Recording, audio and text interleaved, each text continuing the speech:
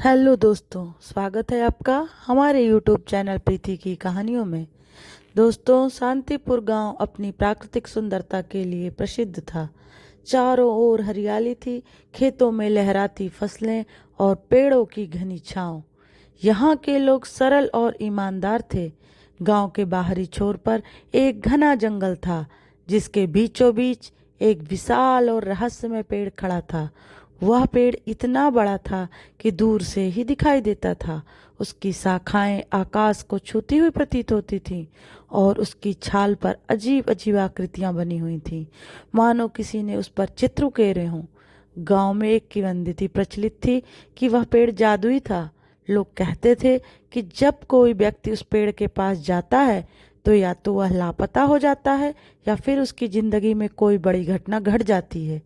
कई लोगों ने दावा किया था कि उन्होंने उस पेड़ के पास रात में एक रहस्यमयी रोशनी देखी थी। गांव में 3 दोस्त थे, आदित्य, नीरज और सीमा। वे सभी युवा थे और रोमांच प्रिय थे। उन्हें रहस्यों को सुलझाने का बहुत शौक था। एक दिन गांव में जब एक बूढ़ा व्यक्ति आया तो उस जादुई पेड़ के पास गया और फिर कभी वापस नहीं लौटा। तो तीनों को लगा कि अब इस रहस्य को पर्दा उठाने का समय आ गया है। आदित्य ने उत्साह से कहा, हमें उस पेड़ के पास जाकर सच्चाई का पता लगाना चाहिए। यह रहस्य हमें जानना ही होगा। नीरज थोड़ा घबराया, लेकिन लोग कहते हैं कि जो जहाँ वहाँ जाता है वह कभी लौट कर नहीं आता।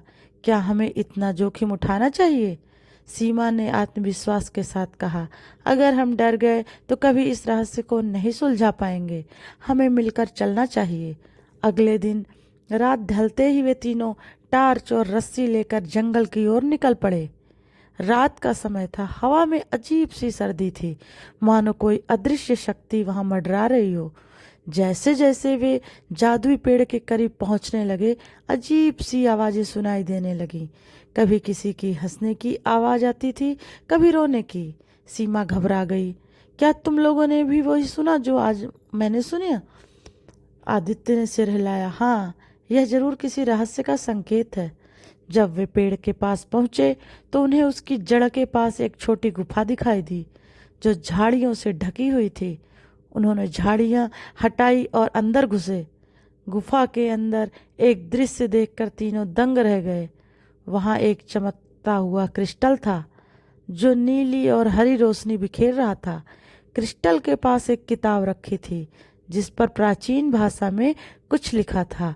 जैसे ही आदित्य ने किताब उठाई, अचानक पूरा जंगल रोशनी से भर गया और एक तेज झोंका आया। अचानक उनके सामने एक दिव्य आकृति प्रकट हुई। वह एक जादूगर था, जिसका नाम विराज था। उन्होंने बताया, यह पेड़ साधारण नहीं है। यह एक जादुई वृक्ष है, जिसमें सैकड़ों साल पुरानी शक्ति छिपी है। इस क्रिस्टल में गांव को सुख समृद्धि देने की शक्ति है, लेकिन यह क्रिस्टल तभी काम करेगा जब कोई सच्चे दिल से इसकी रक्षा करेगा। तीनों दोस्त अवाक रह गए। जादूगर ने आगे कहा, लेकिन इस शक्ति को पाने के लिए तुम्हें एक परीक्षा देनी होगी। अचानक 4 दरवाजे उनके सामने प्रकट हुए। जादूगर ने कहा, इनमें से एक दरवाजा तुम्हें शक्ति तक ले जाएगा और बाकी 3 तुम्हें कभी न खत्म होने वाले अंधकार में डाल देंगे। सोच समझकर चुनाव करो। आदित्य, नीरज और सीमा ने एक दूसरे की ओर देखा। उन्होंने फैसला किया कि वे दरवाजे पर कान लगाकर सुनेंगे कि किस ओर से हवा का झोंका आ रहा है। उन्होंने तीसरा दरवाजा खोला। जैसे ही दरवाजा खुला, सामने एक चमकता हुआ कमरा था, जिसमें बड़ा क्रिस्टल रखा था। वे तीनों उस क्रिस्टल को लेकर गांव लौटे। क्रिस्टल को गांव में लाते ही वहां खुशहाली छा गई। सूखे खेतों में फसल लहराने उठी। गांव में पानी की समस्या खत्म हो गई और लोगों के जीवन में सुख शांति लौट आई। तीनों दोस्त गांव के हीरो बन गए। गांव वालों ने उनके साहस की सराहना की और वह जादुई पेड़ अब किसी को डराता नहीं था, बल्कि सबके लिए एक आशीर्वाद बन गया था। तो दोस्तों हमें कहानी सिखाती है कि साहस और एकता से बड़े रहस्यों को भी सुलझाया जा सकता है। यदि हम सच्चे मन और विश्वास के साथ कार्य करें तो कठिनाइयाँ भी अवसरों में बदल जाती हैं। तो दोस्तों आपको हमारी ये कहानी कैसी लगी प्लीज़ कमेंट करके ज़रूर बताइएगा, और अच्छी लगी हो तो लाइक शेयर करना ना भूलिएगा। चैनल पर न्यू हो तो सब्सक्राइब भी कर लीजिएगा। फिर मिलते हैं आपसे दोस्तों एक नई कहानी के साथ। तब तक के लिए दोस्तों नमस्कार।